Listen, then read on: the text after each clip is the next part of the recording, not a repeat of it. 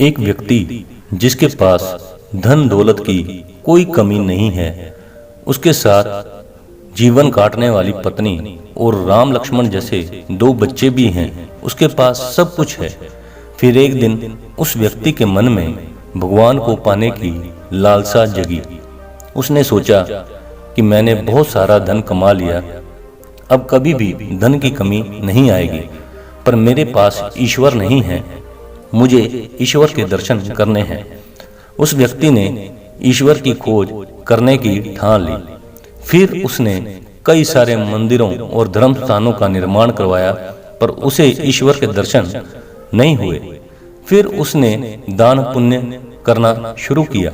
उसके खजाने से कई सारा धन दान पुण्य में लगा दिया, फिर भी उसे ईश्वर नहीं मिले। फिर उस व्यक्ति ने सोचा कि अब मैं बड़े बड़े धामों के तीर्थ करता हूँ। उस व्यक्ति ने कई तीर्थ स्थानों के दर्शन किए। ऐसे ही 20 साल गुजर गए, पर उस व्यक्ति को ईश्वर नहीं मिले।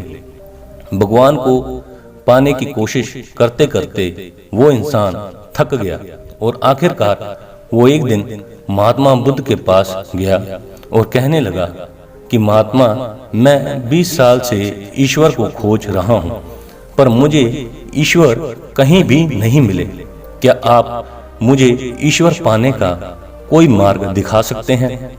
उस व्यक्ति की बातें सुनकर महात्मा बुद्ध उससे पूछने लगे कि सुनो बालक, ईश्वर खोजना कोई बड़ी बात नहीं है, वह तो बड़ी आसानी से मिल जाते हैं।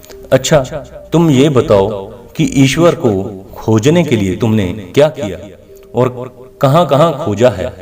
वह व्यक्ति बुद्ध को पूरी बात बताता है कि मैंने कई सारे मंदिरों और धर्म स्थानों का निर्माण किया, दान पुण्य किया और कई सारे तीर्थ स्थानों के दर्शन किए, फिर भी मुझे ईश्वर नहीं मिले। महात्मा बुद्ध उसकी बातें सुनकर हंस पड़े और कहा, ठीक है, तुम्हें ईश्वर के दर्शन करने हैं ना, तुम शाम के वक्त मेरे पास आ जाना, तुम्हें ईश्वर मिल जाएंगे। वो सज्जन खुश होकर चला गया कि मुझे आज ईश्वर के दर्शन होंगे। फिर कुछ देर बाद संध्या होने को आई, पर महात्मा बुद्ध संध्या होने से पहले कुछ ढूंढने लगे। शिष्यों ने आकर कहा कि गुरुजी, आप क्या ढूंढ रहे हैं? महात्मा बुद्ध ने बताया कि मेरे पास एक कीमती मोती था, परंतु वो कीमती मोती खो गया है, उसे ही ढूंढ रहा हूँ। महात्मा बुद्ध की बात सुनकर शिष्य भी उस मोती को ढूंढने में लग गए। सभी मोती को ढूंढ ही रहे थे कि इतने में वो व्यक्ति भी वहां पहुंच गया। उसने देखा कि कुटिया के बाहर महात्मा बुद्ध और उनके शिष्य कुछ ढूंढ रहे हैं।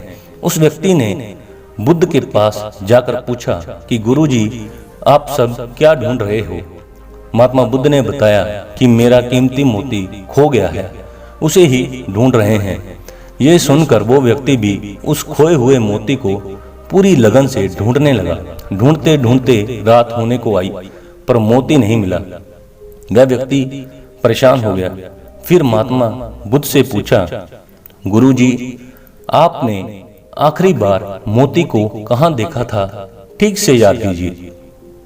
महात्मा बुद्ध सोचकर बताते हैं कि मैंने आखिरी बार मोती को कुटिया के अंदर देखा था। ये सुनकर वह व्यक्ति थोड़ा गुस्सा हो गया और बुद्ध से कहने लगा, लगता है आप में थोड़ी सी भी अकल नहीं है। अगर मोती आपकी कुटिया के अंदर गुम हुआ है तो कुटिया के अंदर ही मिलेगा, ना कि बाहर। आप सब व्यर्थ में बाहर इधर उधर ढूंढ रहे हैं और मुझे भी अपने साथ लगा रखा है। आप अपना तो समय व्यर्थ कर रहे हैं, पर दूसरों का भी समय व्यर्थ कर रहे हैं। फिर महात्मा बुद्ध उस व्यक्ति को सामने देखकर मुस्कुराने लगे। ये देखकर वह व्यक्ति बोला कि महात्मा, आप हंस रहे हैं, मुझे कुछ समझ में नहीं आया।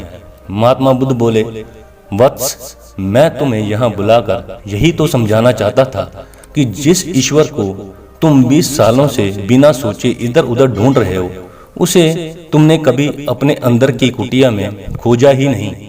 ईश्वर कभी खोजने से नहीं मिलते, उसके लिए तन मन पवित्र होना चाहिए, तभी ईश्वर के दर्शन होते हैं। अगर तुम ईश्वर के सच्चे दर्शन करना चाहते हो तो इधर उधर भटकना छोड़कर अपने अंतरात्मा में ध्यान लगाओ। ईश्वर तुम्हें वहीं मिलेंगे। अपने अंदर के ईश्वर को तुम देख लोगे तो हर जगह हर इंसान में तुम्हें बस ईश्वर ही दिखाई देंगे। महात्मा बुद्ध की अमृत भरी वाणी सुनकर उस व्यक्ति को अपनी गलती का एहसास हुआ और बुद्ध के चरणों में गिर पड़ा और माफी मांगते हुए कहा कि मैं व्यर्थ में ही इधर उधर भटक रहा था। वास्तव में तो ईश्वर हमारे अंदर ही होते हैं।